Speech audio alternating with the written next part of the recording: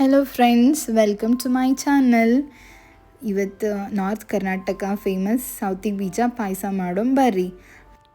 ಒಂದು ಸ್ವಲ್ಪ ತುಪ್ಪ ಹಾಕ್ಕೊಂಡು ಅದಕ್ಕೆಲ್ಲ ಡ್ರೈ ಫ್ರೂಟ್ಸ್ ಹಾಕ್ಕೊಂಡು ಸ್ವಲ್ಪ ಫ್ರೈ ಮಾಡ್ಕೋಬೇಕು.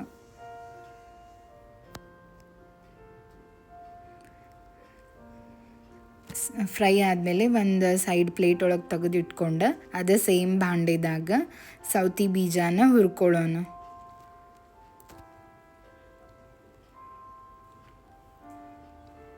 ಸೌತಿ ಬೀಜ ಹುರಿದಾದ್ಮೇಲೆ ಅದನ್ನು ಸ್ವಲ್ಪ ಸೈಡಿಗೆ ತಕ್ಕೊಂಡು ಇಟ್ಕೋಬೇಕು. ಅದು ಸ್ವಲ್ಪ ಹಾಲು ಹಾಕ್ಕೊಂಡು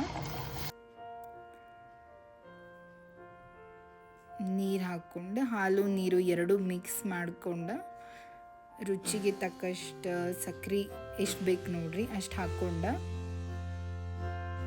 ಸ್ವಲ್ಪ ಸಕ್ರೆ ಕರಗೋವರೆಗೂ ಹಂಗೆ ಸ್ವಲ್ಪ ಕೈ ಆಡಿಸ್ಕೊಂತಿರ್ಬೇಕು.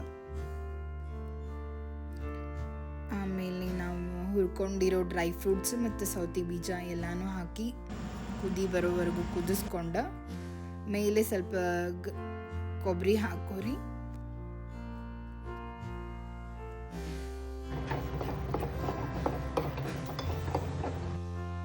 ಆಮೇಲೆ ಒಂದು ಬೌಲಿಗೆ ಸರ್ವ್ ಮಾಡ್ಕೋರಿ. ನಾರ್ತ್ ಕರ್ನಾಟಕ ಫೇಮಸ್ ಸೌತಿ ಬೀಜ ಪಾಯಸ ಈಸ್ ರೆಡಿ ಟು ಈಟ್.